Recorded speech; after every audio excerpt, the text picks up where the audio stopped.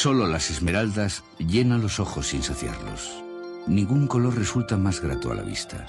Miramos con avidez el verdor de las hierbas y las hojas en los árboles, pero nada es comparable al fulgor de la más preciosa de las gemas. Ni la oscuridad, ni los rayos del sol, ni las lámparas, nada afecta a su mágico brillo.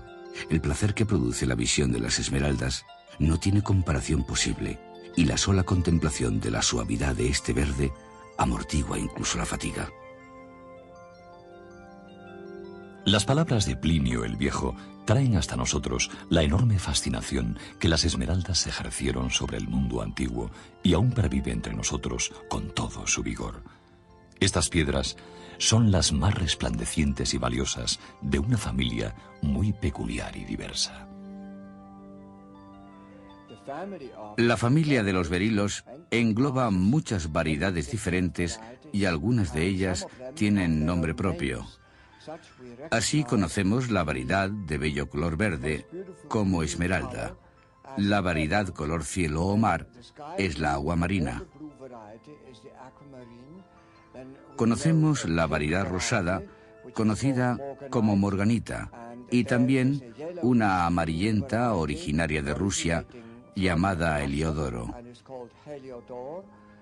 Y la más rara de ellas es el berilo rojo proveniente de las montañas Wawa en Utah, Estados Unidos. El berilo es un silicato de aluminio y berilio que en estado puro es incoloro. Cristaliza en forma de prismas hexagonales. Su dureza es alta, entre 7,5 y 8 en la escala de Mohs. Por lo tanto, es más blando que el diamante, el rubí y el topacio, pero resulta más duro que el cuarzo o la turmalina. Un peculiar entorno geológico condiciona el origen de los distintos berilos. La abundancia de los elementos colorantes como impurezas en un entorno concreto determina las distintas variedades de esta gema. La magia del color habita en el berilo. El verde único y aterciopelado que ha colocado a la esmeralda entre las más preciadas gemas se debe a una impureza. Mínimas trazas de cromo o vanadio son suficientes para producir el intenso color de la esmeralda. Esmaragdos, piedra verde, es la palabra griega de la que proviene su nombre actual, aunque su origen puede ser aún más antiguo remontándose al persa o al sánscrito. Faraones egipcios y emperadores romanos, sultanes, reyes y marajás hicieron de las esmeraldas sus joyas predilectas. Poseerlas quizás significaba mucho más que un hermoso adorno. En ellas poseían también algo de una naturaleza indómita, cuyo hechizo y color parecen enterrados para siempre en las misteriosas piedras verdes.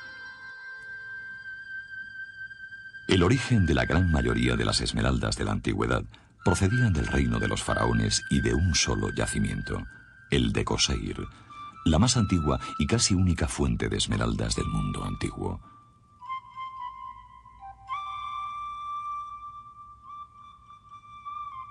Al norte de Edbai, cerca de la actual frontera entre Sudán y el Alto Egipto, entre las laderas de Jebel Sikaid y Jebel Subara, se encuentran las míticas minas de Cleopatra, como son mundialmente conocidas.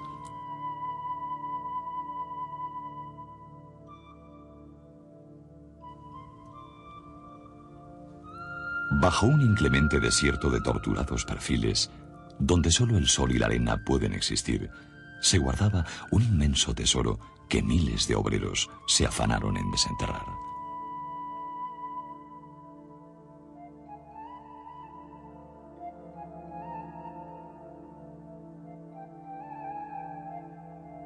Su explotación parece probada ya en tiempos del faraón Sesostri II, 1650 años antes de Cristo.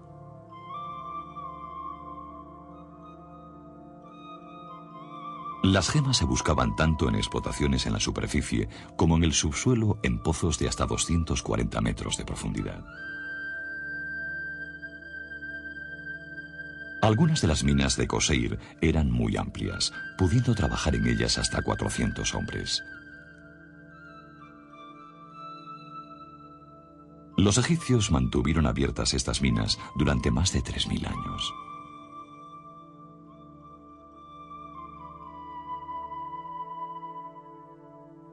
Este yacimiento pasó a la historia con el nombre de una reina que tenía por costumbre regalar esmeraldas con un grabado de su rostro, Cleopatra. Posiblemente Julio César o Marco Antonio fueron felices poseedores de alguna de estas piedras doblemente valiosas. La ambiciosa reina las adoró casi con tanta fruición como al poder. Sus joyas pudieron incluso acompañarla en el último viaje al más allá. De hecho, las esmeraldas eran utilizadas por los egipcios como sustitutos de los órganos vitales en las momias. Pero fue la belleza viva de las esmeraldas la que de verdad logró domeñar el tiempo sin perder un ápice de su embrujo. Las minas de Cleopatra fueron abandonándose paulatinamente hasta convertirse en una leyenda en pleno medievo. No sería sino en época napoleónica cuando se desveló por fin el misterio. Gracias al trabajo de Cayo y por encargo del virrey de Egipto, fueron descubiertos restos del pasado esplendor de estas minas. Al otro lado del mar, y en un mundo que los egipcios ni siquiera llegaron a imaginar, las esmeraldas también eran consideradas divinas y objeto de culto. Aztecas, mayas e incas las apreciaron con similar pasión.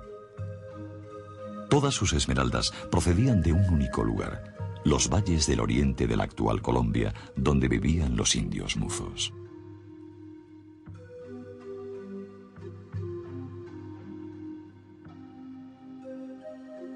Asimismo, en el valle peruano de Mantú se adoraba la diosa Esmeralda. Un magnífico ejemplar de esmeralda del tamaño de un huevo de avestruz servía de reclamo a los sacerdotes para hacerse con todas las esmeraldas que aparecían en su territorio. Habían convencido a los devotos de que la diosa era feliz cuando recibía a sus hijas perdidas. A cambio, concedería al donante protección contra el mal, amén de vigilar la castidad de las muchachas y la fidelidad de las esposas. El fabuloso tesoro de esmeraldas, acumulado durante años y años a costa de la castidad femenina, pasó en su mayoría a manos de unos extraños dioses con pelos en la cara, llegados del otro lado del océano, montados en monstruos desde los que escupían fuego asesino.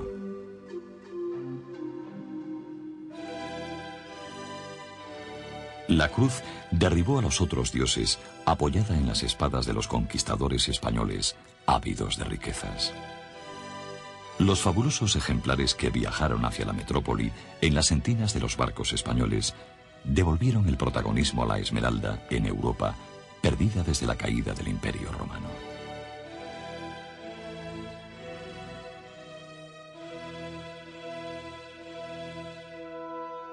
Los galeones cargados de piedras fabulosas surcaban sin descanso el Atlántico para enriquecer la corte del monarca más poderoso del mundo.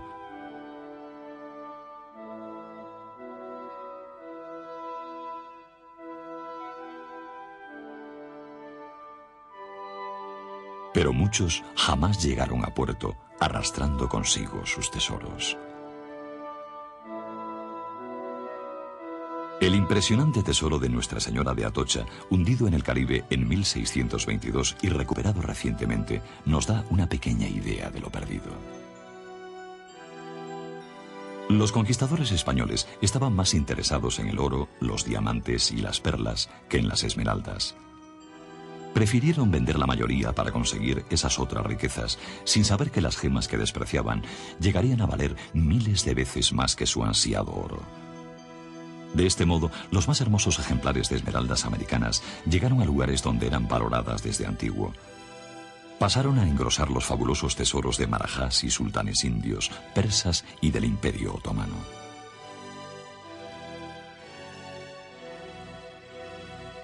Aunque los tesoros de los caciques y de los templos quedaron por fin esquilmados o imposibles de encontrar, como la diosa Esmeralda ocultada para siempre por los sacerdotes, las esmeraldas siguieron llegando al viejo mundo.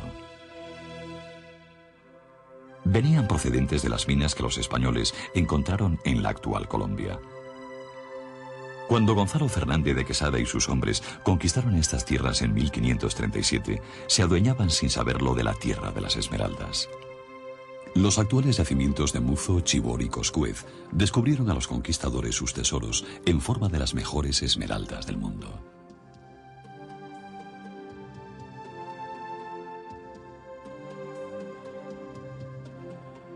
Aún hoy siguen siendo especialmente fértiles esas minas de la cordillera oriental de Bogotá.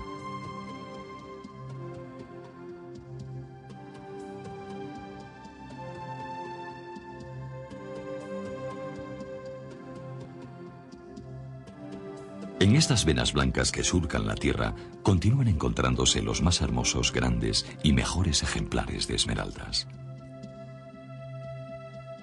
Las empresas concesionarias realizan el primer y primordial trabajo de extracción.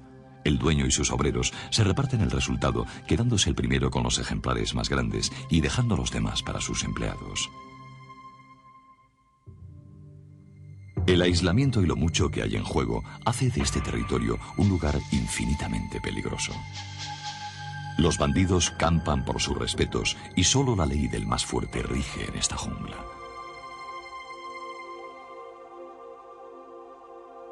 En el fondo del valle espera un ejército de desesperados. Aferrados a la montaña en poblados que solo tienen nombre y ni siquiera leyenda, viven los huaqueros.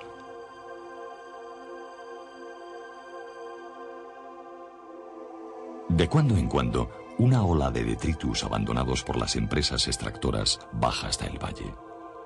Miles de manos escudriñan el negro tambre. Día tras día pelean por un puñado de barro a la búsqueda de un sueño que por una vez tiene color. Un espléndido fuego verde hierba. No hay amigos ni colaboradores entre los huaqueros. Cada uno lucha por un lugar con la angustia de pensar que la posibilidad de una vida mejor haya pasado de largo bajo sus pies.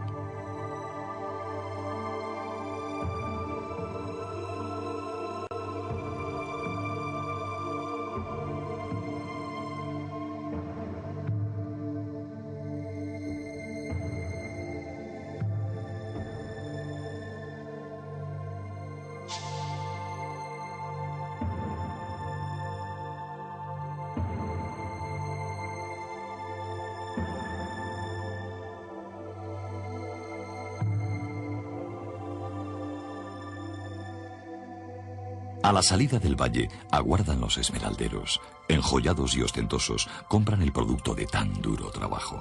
Ellos conocen su precio, los huaqueros no. Desde 1946 están apareciendo en Chivor y Muzo unas peculiares gemas conocidas como esmeraldas trapiches. Su forma tan particular se debe a un prisma hexagonal cuyos intersticios están compuestos de berilo incoloro de grano fino.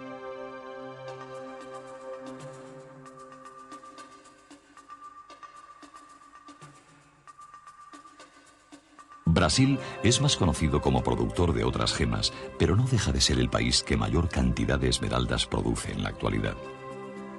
De una manera un tanto anónima, Brasil explota sus minas y envía sus gemas a Hong Kong y Tailandia para su tallado.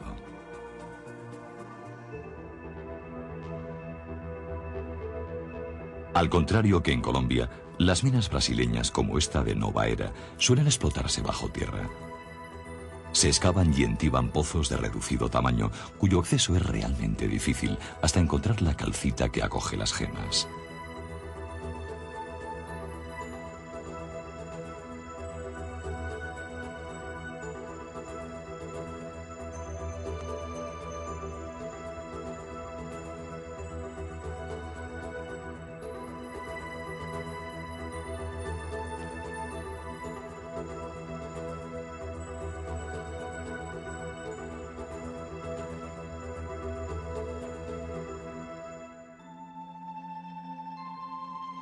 La breve historia de las esmeraldas brasileñas comienza en 1963.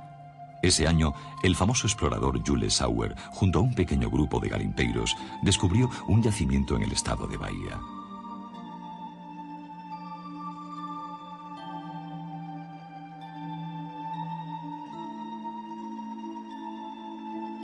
Desde entonces, Jules Sauer y su hijo Daniel tuvieron que luchar a brazo partido para que estas gemas fueran universalmente reconocidas como esmeraldas.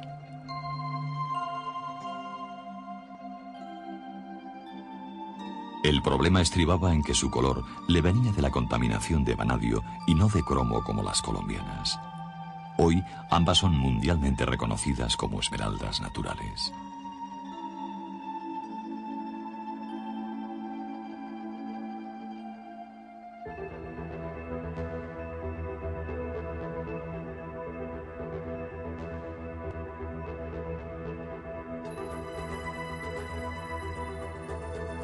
Las esmeraldas de mayor tamaño pasan a manos del dueño de la explotación.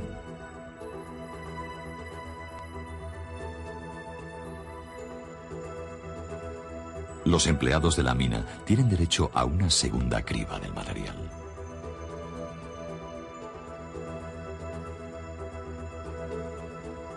Todo está perfectamente reglado y organizado. El enrarecido clima de violencia que reina en las minas colombianas aquí no tiene razón de existir. Fuera del recinto alambrado de la mina, aún esperan grupos de buscadores que criban por tercera vez lo extraído de la mina con el permiso de la empresa.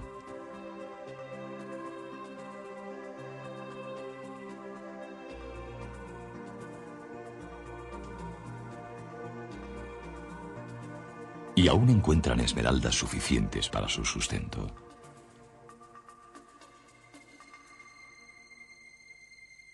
Mientras el planeta Tierra se decidía por el rostro que iba a forjarse durante las siguientes miríadas de años, se iniciaba un peculiar proceso geológico que iba a culminar en los Berilos. Las rocas, que entran en contacto por la fricción de dos placas tectónicas, sufren tan altas temperaturas que llegan a fundirse. El magma de naturaleza granítica resultante de esa fusión tiende a subir hacia la superficie agrupado en bolsas. Algunas no consiguen su objetivo y quedan atascadas a medio camino, iniciándose en su interior un lento proceso de enfriamiento. Esto provoca una acumulación residual de gases y magma en la cúpula de la bolsa. Entre ellos se encuentra disuelto berilio, así como otros elementos que en forma de impurezas podrían dar lugar a las distintas variedades de berilo. Si las condiciones son adecuadas, llegan a recorrer grandes distancias hasta encontrar una roca a la que puedan atacar químicamente. La reacción resultante supone la cristalización de los berilos y el último acto de este impresionante proceso de creación.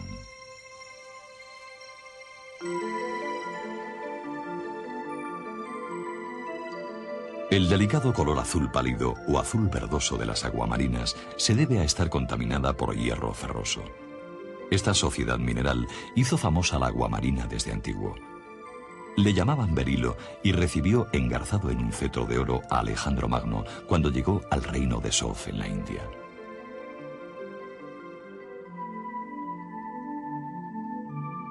Plinio el Viejo alababa su delicado y puro color, robado al océano, y se maravillaba de la capacidad de la aguamarina para desaparecer en el agua.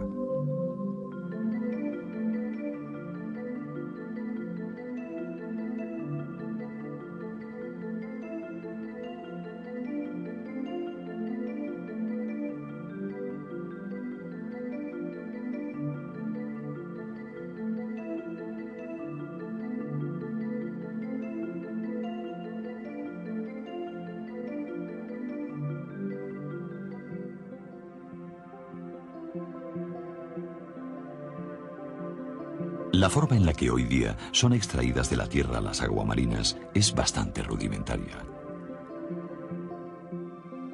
A golpe de mazo se entiba una porción de terreno dentro del cual se empieza a cavar hasta sacar a la luz las aguamarinas.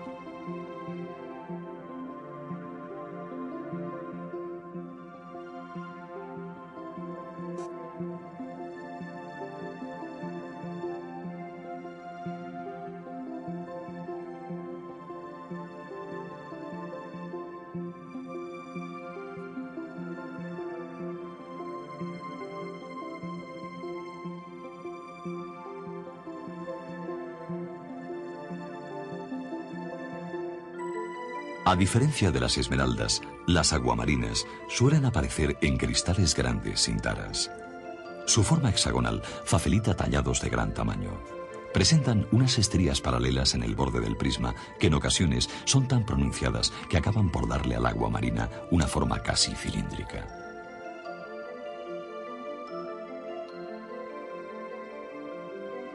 Un origen más extraño es el atribuido a otro berilo, el Heliodoro. Una controvertida hipótesis atribuye una procedencia extraterrestre al Heliodoro, asociándolo a meteoritos estrellados contra la Tierra. Su nombre, regalo del Sol, sería así una feliz premonición de su origen estelar, si bien se debe a su intenso color amarillo producto del hierro férrico.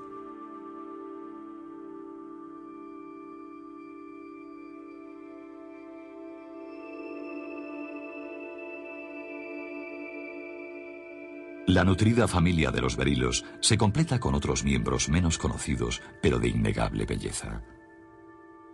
Destaca con luz propia el rojo grosella de la bixbita, que solo es posible encontrarlo en Wawa, en el estado norteamericano de Utah.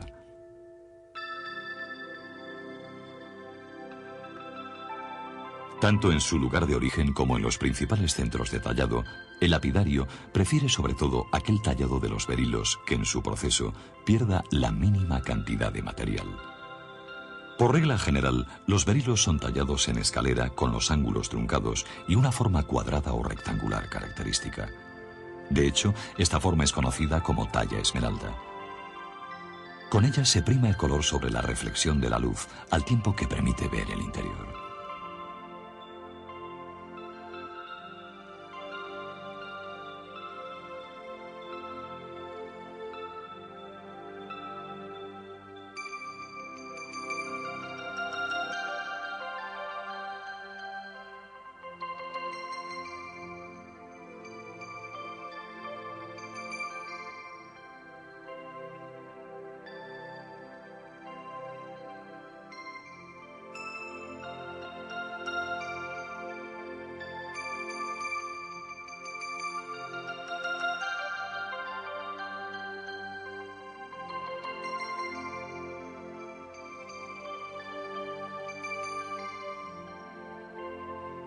Los berilos, con su más destacada hermana a la cabeza, siguen transmitiendo en cada fulgor la pasión que devoró a Cleopatra, inspiró al sabio Plinio y llevó a españoles y portugueses a arrostrar peligros sin cuento en las selvas sudamericanas.